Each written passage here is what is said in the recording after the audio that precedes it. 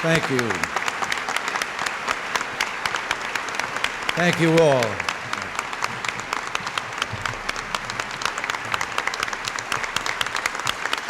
Thank you very much.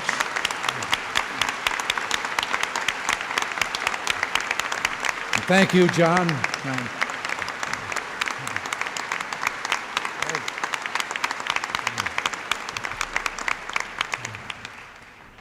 Well, I thank you all very much, all of you, for this wonderful evening and for the privilege of being here. I must say that I was a little disturbed. Nostalgia had seized me, the presence of Bob Hope here, and then when Drew Lewis introduced him, instead of me doing it, you see, back in Hollywood, when you did many benefits for worthy causes, if you didn't sing or dance, and you were asked to appear at one of those, you'd always say, well, what can I do? And someone would always say, you can introduce someone else. So that was a function of mine. I've done it many times. As a matter of fact, I remember one night when there were 7 of us standing there lined up to introduce Nelson Eddy singing Shortening Bread. But all I can say is it's great to be back in the United States of America.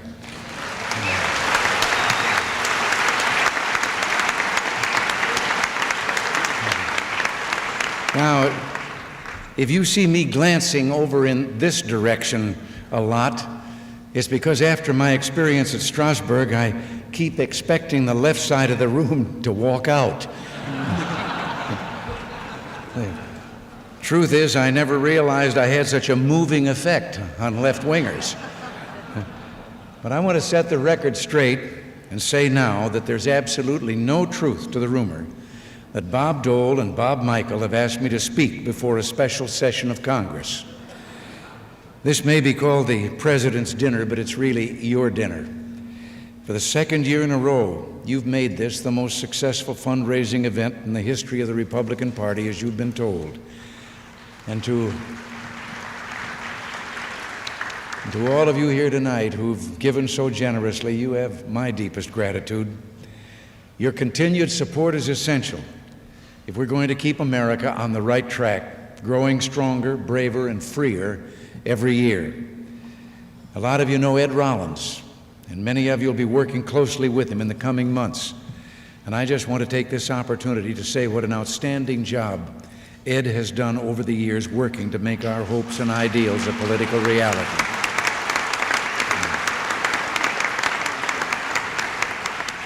Ted Welch, Drew Lewis, Jack McDonald, you've done a superb job making this event possible. To the members of the House and Senate who are here tonight, don't think I don't appreciate what it's like out there in the trenches. It's gotten to the point where you can't even have an operation in peace anymore without Bob Dole calling you in for a vote. Special thanks should go to Bob Dole and Bob Michael for their outstanding leadership on the Hill. We saw an example of that leadership last week when, as John told you, the Senate passed an historic bill to turn the tide of runaway congressional spending. And now Bob Michael has a somewhat different situation to contend with. I understand now that House proceedings are televised. Tip O'Neill is getting to be known as the J.R. Ewing of Washington, D.C. Maybe the House Democrats have been in power so long they've forgotten the basic courtesies due their opponents in a democracy. Suppose we just teach them a few manners in 1986.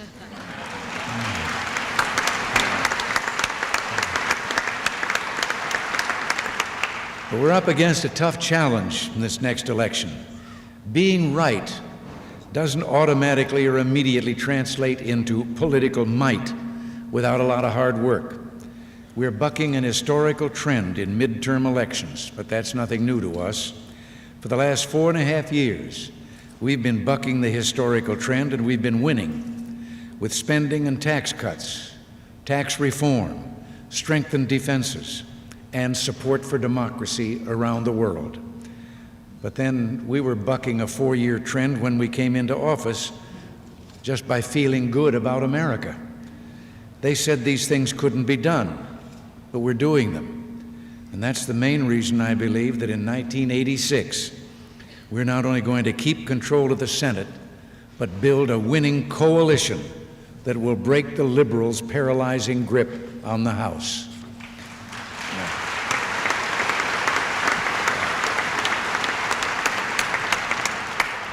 The American people will see that they have a choice between the party of action and the party of stagnation, between a party of doers and a party of do-nothings. Take the budget, for instance. The budget debate has been completely revolutionized. The question isn't any longer, can government spending be cut? Today, the only question is, how much and where? Have you ever stopped to think that this is really about the first time that you have ever seen the two parties? And today, the only difference between them is the argument about what should be cut, but both agreed that government spending should be cut.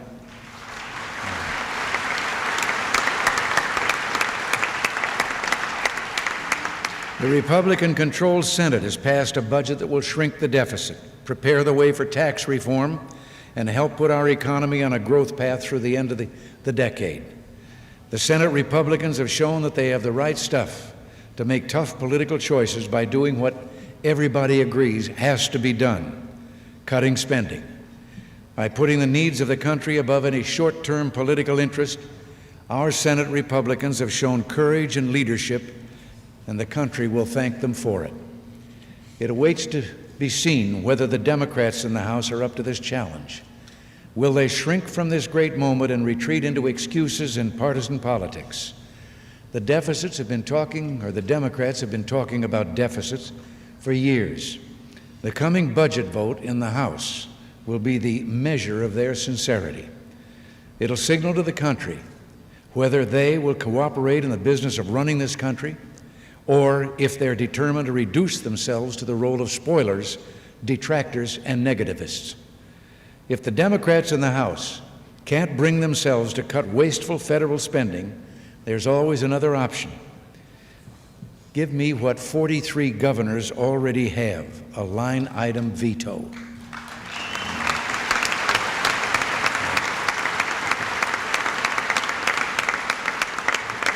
I'll take the political heat.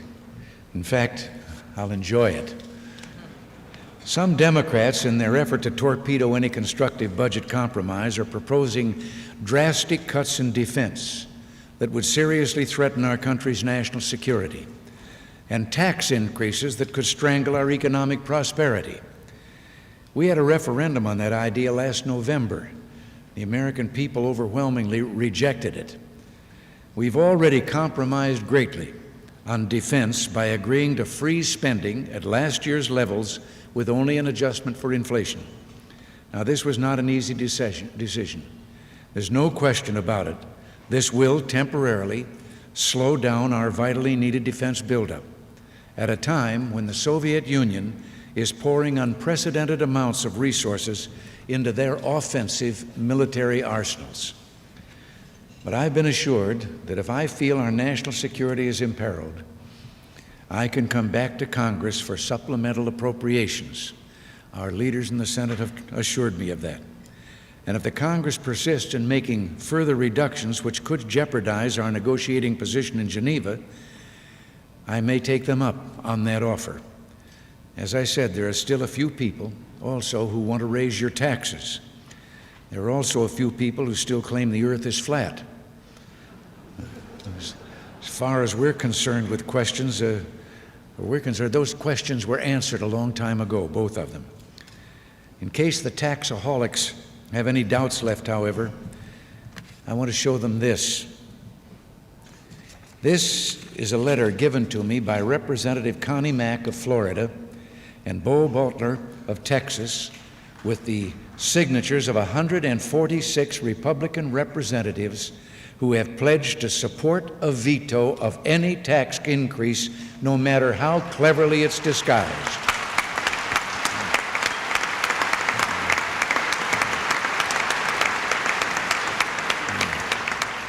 I carry this letter all the time. I sleep with it under my pillow. Whenever the job gets a little tough, I take it out and read it. And it really does make my day. I'm determined that 1985 is going to go down in history as the year of tax reform and further rate reductions. This will be the year when that colossus of waste, unfairness, and inefficiency known as our tax code will finally be cleaned up. We stand at the threshold of a new golden age of economic achievement and technological discovery. But a complicated and tangled tax code, along with unproductively high income tax rates, keep the door to progress partially closed.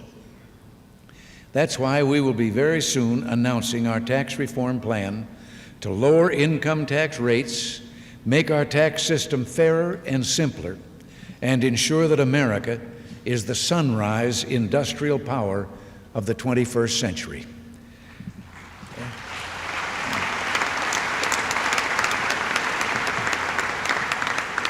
Everywhere I went on our recent trip to Europe, I repeated one simple yet profound message: freedom works. Except for a few people on the far left-hand side of the aisle, the response was extremely enthusiastic, especially among young people. Of course, every time I started talking about individual freedom and human dignity, the communists stood up and walked out of the room. I suppose they were just rushing off to greet Daniel Ortega, who seemed to be following me at most of the countries where we were.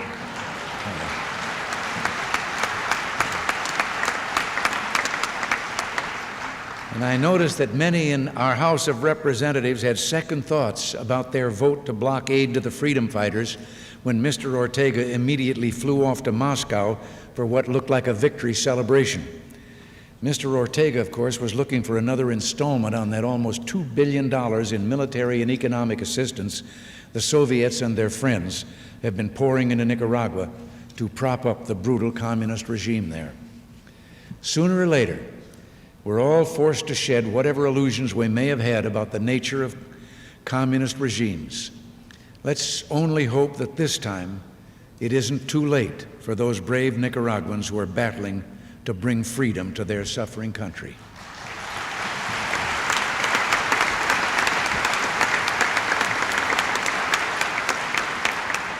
I hope Congress will change its mind. I still think that we can together rise above partisanship and do what we know is right. And I think every American knows in his heart that supporting freedom and democracy is right. I'm convinced that last month's vote against the freedom fighters in Nicaragua will be remembered as only a short, shameful episode, an exception to our great country's historic allegiance to the cause of freedom and human rights. So our agenda these next few months is full. I'm reminded of a story about Winston Churchill near the close of the Second World War.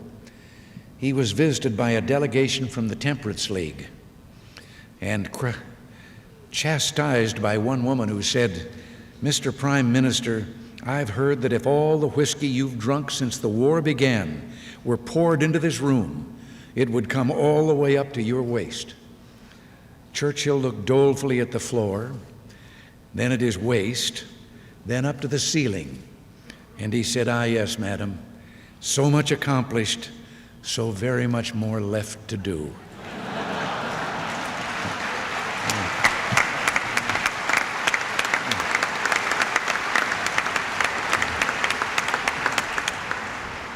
Yes, we have much left to do, and with your help, we're going to make it happen.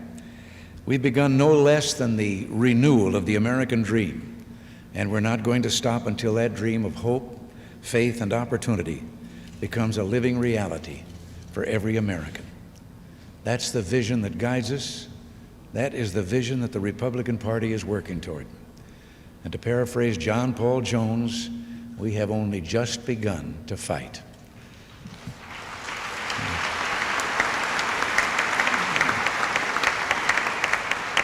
Thank you all, from the bottom of an awful lot of hearts in this room, those representatives and senators that you've met, myself, Nancy, George, all of us, we're deeply indebted to you. Thank you, and God bless you.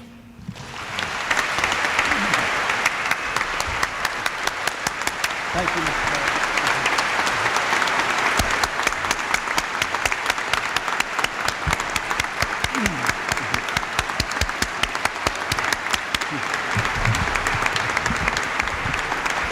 Thank you.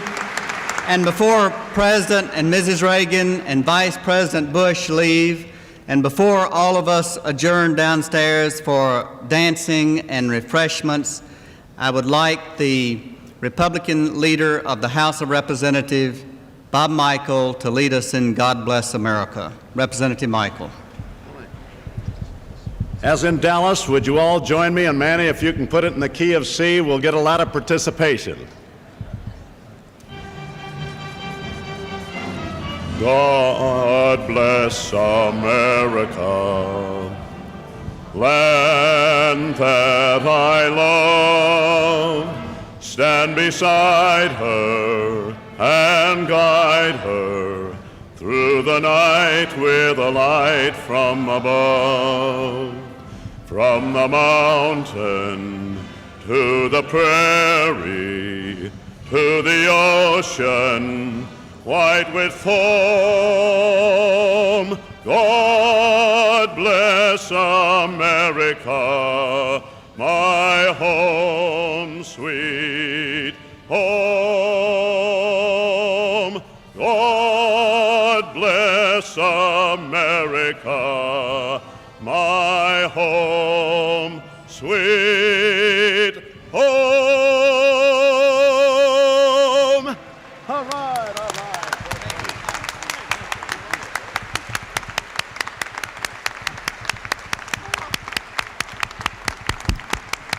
Would you please be seated while the President, Mrs. Reagan, and Vice President Bush leave the hall? And from Jack McDonald, from Drew Lewis, and myself, thank you, good night, we'll see you next year. Let's please be seated while the President, Mrs. Reagan, and the Vice President Bush leave. Thank you, Ms. Reagan. Thanks. Good night. You did it? You got through? Almost on time.